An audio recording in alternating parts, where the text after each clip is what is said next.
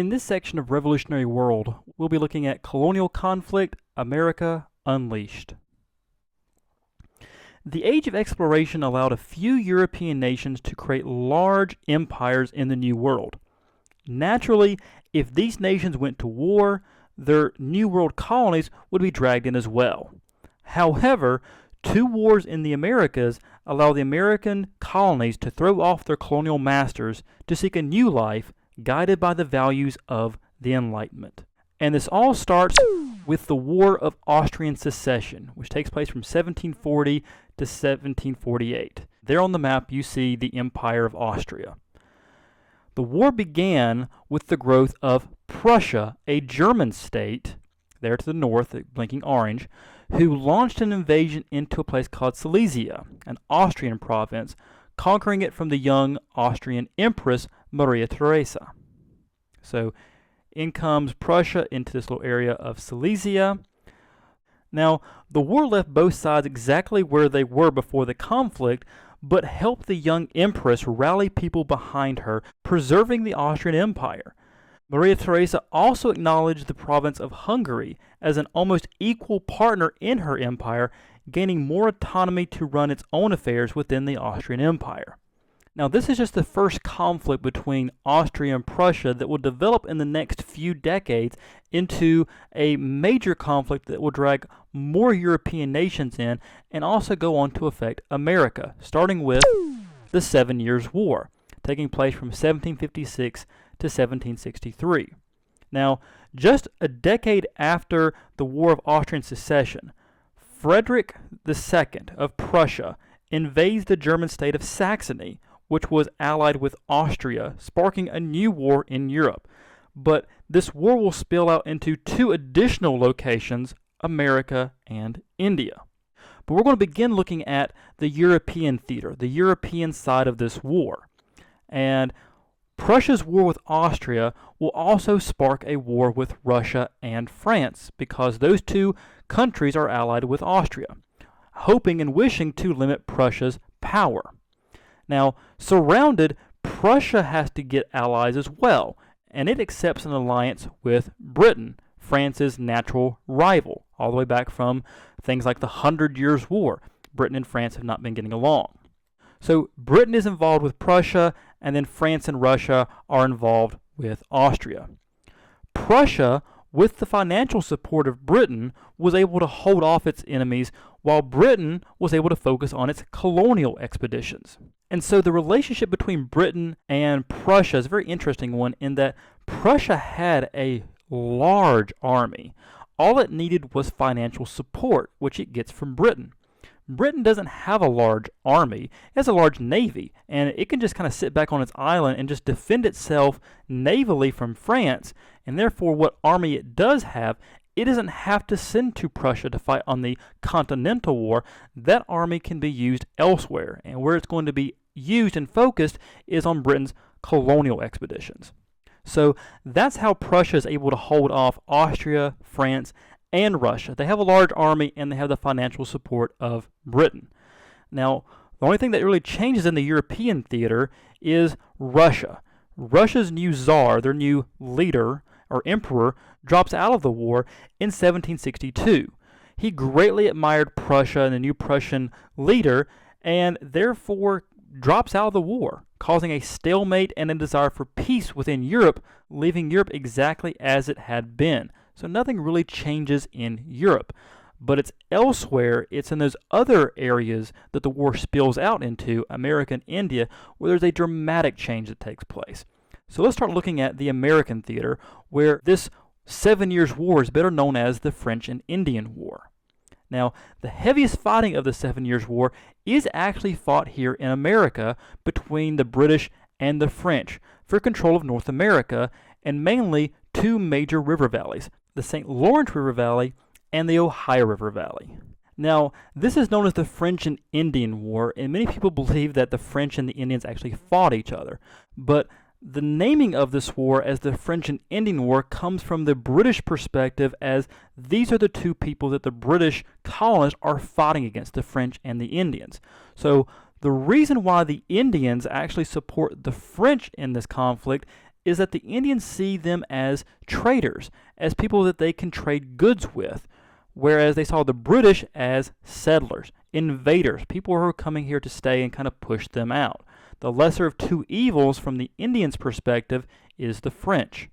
Now, the French are unable to fight a continental war in Europe and a colonial war in the Americas simultaneously.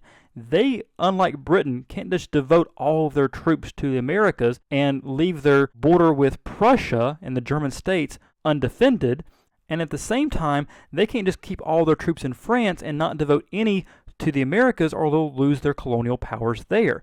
So France has a hard time trying to do this simultaneously, and eventually it's going to catch up to them. With the British naval superiority that they have, they quickly defeat the French Navy, making it very, very difficult for France to reinforce their troops in the colonies. So this really just becomes a matter of time and a numbers game. As long as the British can slowly knock down the French numbers, they will win this war because the French are not able to reinforce those numbers. But it's the increase of troops and ship deployment, thanks to British Prime Minister William Pitt, that will eventually turn the tide in this war, as the British naval superiority that had defeated that French Navy also allows the British to move their forces up the St. Lawrence River and eventually take Canada from the French. Also, in India, early victories for the British in what the Indians call the Great War for Empire helped Britain also gain the French holdings in India. And the war all ends in 1763 with the signing of the Treaty of Paris. This ends the 7 Years' War with really no change in Europe, as we mentioned before, but Britain gained complete control of French territory in India and North America. So at this point, Great Britain is establishing its dominance, becoming the world's greatest colonial power, setting the stage for their worldwide empire in the 19th century that will last well into the 20th century and the outbreak of World War II. But gaining this great colonial empire isn't going to come without some consequences, some negative consequences. And these negative consequences will be most felt in the North American colonies. Here's where we have the crisis in British America. Great Britain had acquired a large war debt from the 7 Years' War that led to discontent among the American colonists toward their British masters. One of those factors is the cost of defense. Protecting the American colonists forced Britain to place restrictions on the British colonists that hindered settlement. What the British had tried to do following the 7 Years' War is avoid any conflict with the Indians. And how they went about doing this is in 1763, the British make a proclamation stating that the colonists in America, these British colonists, cannot go beyond essentially the Appalachian Mountains, even though British territory extended all the way to the Mississippi River. So essentially, Britain owned all this land, but from the colonist view, they're not able to settle half of it that they just spent 7 years in a war with the French against to acquire. So we fought for the British Empire to help them defeat the French. We gained all this land, and now you're telling us we can't settle it. So this becomes a point of contention between the British colonists in America and Britain. The second factor is salutary neglect. The great distance of 3,000 miles between Britain and her colonies allowed the colonies to develop their own customs and their own feeling and sense of independence. So Britain had long neglected to address this sense of independence and the British colonists in America kind of forming their own customs. And as long as they were getting money, the British didn't care. Well, over time, this is going to fester into a major problem when the British colonists in America think they don't need Britain anymore. They've been on their own, essentially, for such a long time. Why don't we be independent from Britain? And the third and final factor is taxes. Britain tried to impose oppressive taxes and acts like the Sugar Act, the Stamp Act, the Tea Act, the Quartering Act, the Townshend Act. There's tons of acts that the British tried to impose on these colonies to address their financial problems.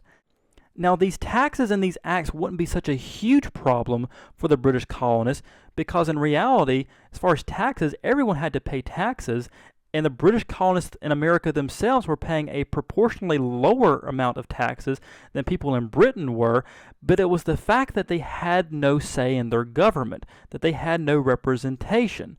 So these taxes and acts, among other things, would lead to rebellious demonstrations and that battle cry, no taxation without representation. Again, that battle cry isn't no taxation, it's no taxation without representation. The issue here isn't necessarily the taxes, it's the representation that they lack. And this will lead to one of the most infamous rebellious demonstrations that the colonists ever do in 1773 with the Boston Tea Party, where 150 men dressed as Indians dumped 342 chests of tea into the harbor. Now, the tea that those chests contained was worth $1.42 million in that time period. So that's a lot of money just being thrown into Boston Harbor. Now, the reason that some of these men dressed as Indians has to do with this concept that Britain viewed a lot of the British colonists in America as savage, as unruly. So some of these men that dumped this tea say, you want to see savage, we'll show you savage. You think we're this unruly bunch of savages, well, look what we can do. And of course, this becomes the last straw for the British king, King George III, who has to respond. And so King George III responds with the coercive acts, as they're known in the American colonies. These acts, for one, closed Boston Harbor, so it stops trade in America's largest port. So if you live in Boston or live in New England and you rely on that port to get goods shipped in or goods shipped out and make money, make a living, shutting down that port is hurting your livelihood. It's hurting your way of life. But also on top of that, the king enacts martial law in at least New England, sending more troops to America. Now, martial law is government that's enforced by the military. So going back to that salutary neglect where the colonists had kind of already developed their own way of doing things and kind of ruling themselves, to have the king all of a sudden put troops in America and put the colonies, at least the New England colonies, under martial law, under military law, is a huge blow to these British colonists in America, and they will retaliate. And this will lead us to the American Revolution. Now, by 1775, the colonists had begun stockpiling firearms in case the British began using force against the colonists to impose the British will. The British decided that enough is enough, that the stockpiling of firearms was a threat to them, so they decided to seize the local militia's supplies, at least there in New England, and especially in Boston. Now, this decision to seize the militia supplies is thwarted by Paul Revere's infamous Midnight Ride warning, quote, "The regulars are coming." Many people believe that he went screaming through the street saying, "The British are coming, the British are coming," when in actuality at that point everybody was British, so to say the British were coming would make no sense. But the regulars are coming because that's what the British troops were known as the regular army, the regulars. And also, he didn't go out screaming through the streets, "The British are coming, the British are coming," or even "The regulars are coming," because at that time, the British colonies here in America were kind of divided into thirds. One third was very upset with how Britain was doing things. Another third were perfectly fine and very loyal to the British and what they were doing. And the other third really didn't care either way. They could be pulled one way or the other. So to ride through the streets here of Boston and the countryside screaming, "The regulars are coming," is not just warning those who are in favor of your cause that the regulars are coming. It's also going to warn those who want to thwart you and want to stop you, who support the British. So what he actually does is go door to door to people that are loyal to his cause and let them know, we need to get the militia ready. Those people who are on our side, get ready. We have to do something about what the British are doing here. And the next morning, after this infamous ride that he makes, and in actuality, he doesn't make the full ride that night. There's actually a guy named William Prescott who continues and finishes up the ride because Paul Revere is arrested and actually put in prison that night. What happens is a skirmish, really, but is known as the Battle of Lexington and Concord, there in 1775. It is the first battle of the American Revolutionary War, in which the British Army attempted to disarm this colonial militia. But of course, the colonial militia was warned the night before, and they're ready for this British encounter. Now, this becomes known as the shot heard round the world because, for one, no one knows who actually fired first here, the British or the American colonists, but the impact of what happens here will have repercussions and impacts for the rest of the world. So it's one of those things where this moment, the colonists standing up to the British, is the shot heard round the world. It is the shot heard against the British Empire, where one of their colonies is standing up to them, is standing up to an imperial power, a colonial power. And from that moment on, this will have repercussions around the world. Now, in 1776, a pamphlet is published by a guy named Thomas Paine that changes public opinion from blaming Parliament to blaming the king. Again, before this time, people were very upset about representation. Representation in what? Representation in Parliament. And they saw that these acts and what's happening is the will of Parliament. But what Thomas Paine kind of changes in the minds of the public in the American colonies is that Parliament can do very few things without the king's consent. They kind of have to work together. So it's really not Parliament we should be upset with, but we should be upset with the king. We should not follow the king. Well, those words in and of themselves are treasonous because you're going against your king. That is treason. So if we don't want to be treasonous, we need to basically just break away. It is time for independence. So this one pamphlet really starts to shift public opinion to we need to reform Britain and reform our place in the British Empire to we need to be separated from the British Empire. It's time for independence. So in the summer of 1776, on July 4th, some of those prominent members of colonial society get together and write the Declaration of Independence, declaring the independence of the 13 colonies, and not only that, but the justifications for separation. This is sometimes the most overlooked part of the Declaration of Independence. Most people just focus on the declaring independence part, but that's inherent in the title of the document. What's sometimes even more important than that is the justifications for separation. Again, this is the time of the Enlightenment that we're coming out of, and you can't just say something and not back it up. And so when you look at the document of the Declaration of Independence, all right, the very first few lines that you see here are basically what's known as the preamble. This is where we talk about, inalienable rights, life, liberty, and the pursuit of happiness. This bottom section right here is where we talk about we are declaring our independence from Britain. The rest of this document is the evidence, is the proof that backs up and says this is why we should be independent. And anybody reading this document and seeing what the king and what the parliament has done or hasn't done for us in protecting our rights, this is justification for why we should be independent. If you read it, you should easily see that we are justified in declaring our independence and breaking away. It is in a time of the Enlightenment and the scientific revolution, this is our proof that we should be independent. So sometimes that's kind of overlooked in the Declaration of Independence, but that's really the importance of that document, is providing evidence for a cause. So at this point, the American Revolution is well underway. Now that we've declared our independence and the colonial armies led by George Washington are engaging the British Army. But they're struggling against this superior British military until the Battle of Saratoga. At the Battle of Saratoga in 1777, the colonial forces win their first major battle against the British.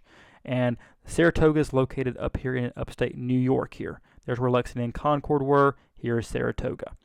So what this does for the American colonists is get help. Ever since the outbreak of the war, the American colonists have been looking for help. They realize they can't do this on their own. They need somebody to help them stand up against the British, especially the British Navy. And they finally get that help from the French. The French agree to join the American cause. So from the French perspective, what they're waiting for here is some evidence from the American colonists that they can stand up to the British and win a major battle on their own. At Saratoga, they do. And from the French minds, if they can win a battle with no help against the British, with help, they can win more than just a battle. They could win the war, which they finally start to do in 1781 at the Siege of Yorktown.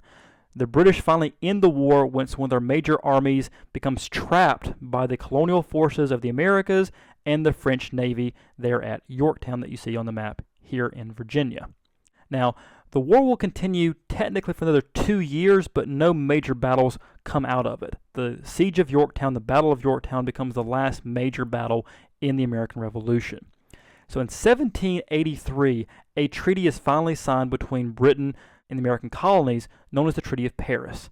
This ends the war, the American Revolution, recognizing the independence of the American colonies as the United States, giving all British lands east of the Mississippi River here, all this territory here, and south of the Great Lakes to the United States. So the United States gains, of course, their original 13 colonies and all this land from the Mississippi River and underneath the Great Lakes, south of the Great Lakes here. And so this becomes the United States, and for the next almost a decade, the United States will try to govern itself under a Confederate type of government, under what's known as the Articles of Confederation. So after experimenting with a Confederate government for less than a decade and it failing, the United States finally settles on a representative democracy, a republic, becoming the first nation born out of the Enlightenment and its ideals of a government of the people, by the people, and for the people. This event in and of itself will inspire others to throw off their oppressive governments in the pursuit of a better life and embrace the ideals and the values of the Enlightenment.